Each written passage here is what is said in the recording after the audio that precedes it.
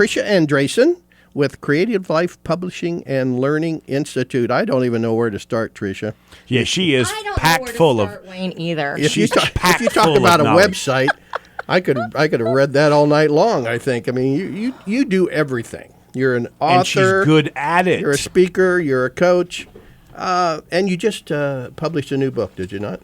I did. Do you want to tell us about that first, or where do you want to And start? she's Well, bright and bubbly and cheery and happy, which is much better than you in the morning. I think she's a people person. I might be wrong. You know what? When you love what you do, it's easy to get up in the morning and get very excited about things. So I wrote a book about being resilient and growing your resilience in challenging times and coming through the other side stronger. So that I had to learn resilience when I started co-hosting with Joe. I'm sure. With the bell, man. Come on, that didn't deserve I've worked a with bell. Joe too. Do you address that in the book? Actually, I do. It's more of a book with journal, and I interviewed people from all walks of life, from 7 generations, all the way from a teenager who was bullied in 6th grade and how he dealt with that, to a senior who, during the writing process, actually lost her sight and was in a wheelchair. Wow. And how the process of writing that helped her overcome that. And now her whole life purpose has changed. She had worked in business, and now she realizes that she can be an advocate for people who are in rehab or in with families with hospice care. So her whole vision has changed just out of saying yes to that book and writing her story. She'd never written anything before. Let me make sure that people listening, and Wayne, you understand this. This is not just a warm, fuzzy woman. This is a woman, I met her because I helped her sell the largest website, I guess, assistant for real estate agents, probably in the country, at least in the Southeast, and she sold it too. Internationally, we had 50% of our clients were listed on the Wall Street Journal and in Real Trends. So a lot of my clients did over 1,000 transactions a year. Yeah, this is no joke. She built one heck of a business. There was a hosting piece to it as well, and she sold that piece of her business to one of the largest hosting companies in the country, out of Canada, I should say. So this is a sharp businesswoman that is speaking from real experience. So this isn't just fluff here. Well, is that a fair statement to say, Tricia? Can I? It is, Joe, and I will tell you. You remember that day? I remember I was in the passenger seat of my Yukon XL when I called you, and I was referred to you by Mike Bongiovanni, who had been my financial friend for years. Sharp guy. And I told you that I felt like I had a larger calling on my life. And so that is my purpose now, is to help people unlock that inner warrior within them. They have a job, they may have a career, or they have a calling to be an entrepreneur. They may be a coach like Wayne right now and saying, hey, how do I get my message out? How can I influence more and more people? And there's a strength that lies within every one of us that allows us to take this and evangelize to more people.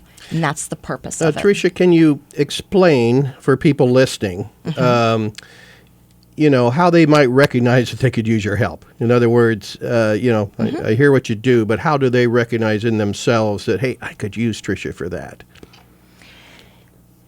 Last night I had a coach call me, and she's a business coach. She's actually a John Maxwell leadership coach and is very strong in leadership. And she said, Trish, I have a real hard time figuring out how to develop my message and get it to connect with people, get coaching clients, do a mastermind, do a live event. She says, and I'm weak on the marketing side.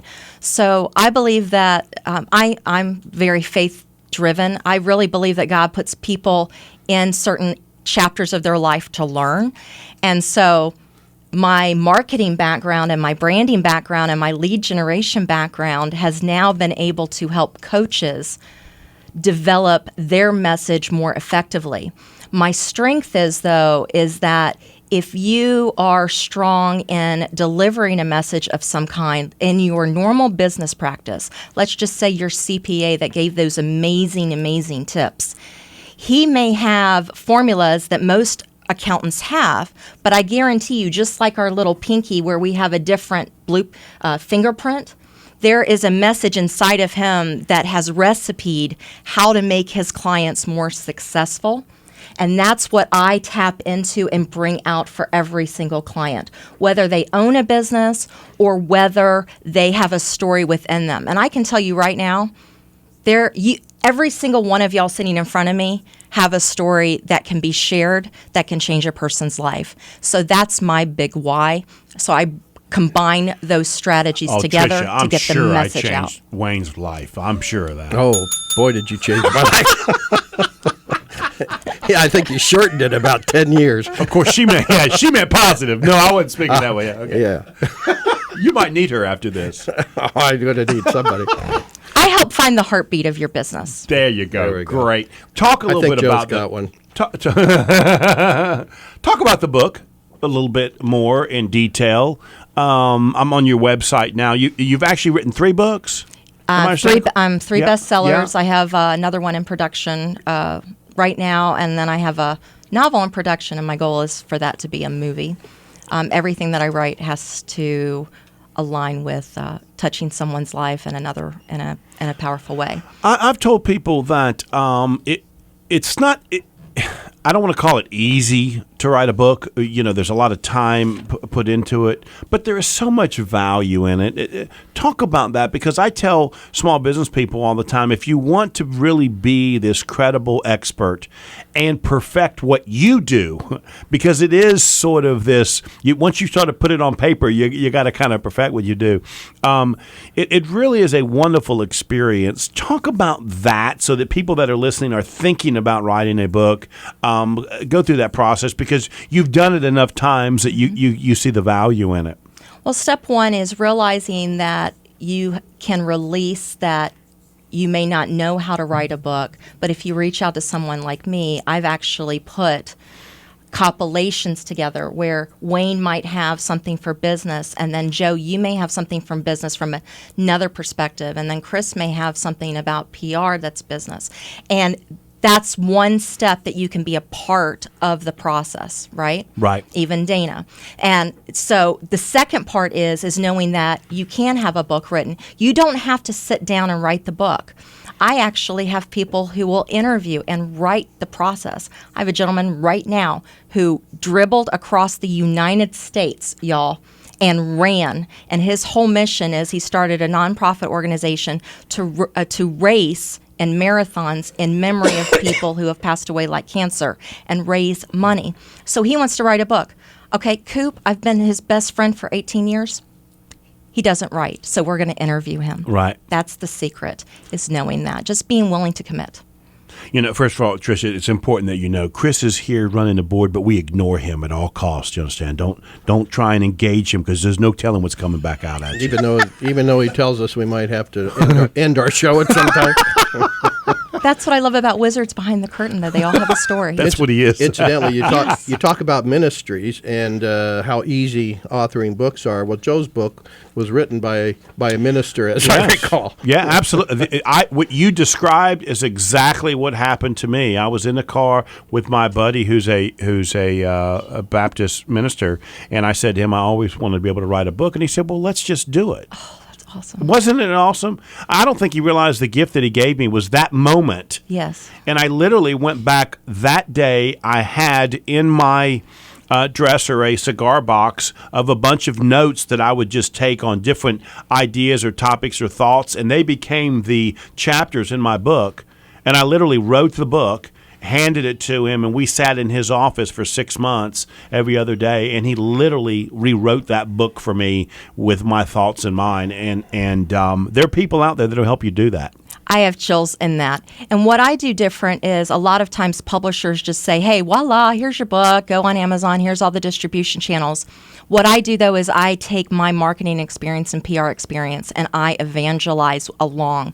I stayed up for 36 hours, I know I'm a wacko, watching my authors hit number one. I invested in them. I'm not going to the masses. It's all about quality for me.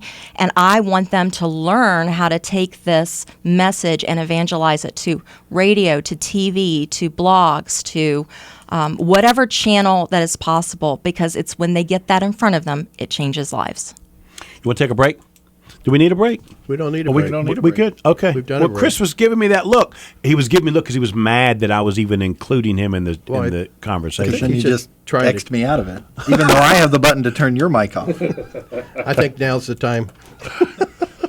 So Tricia, I'm on your website, and like Wayne said, there's so many things that you do. Yes. How do you get up in the morning and focus on one of them? How do you choose which one to do? I am extremely intentional. My mission statement is every morning I wake up with a vision of touching at least 1 million lives in my lifetime. That sounds very big. It is. So everything that I do is very intentional of pouring into the hearts of people.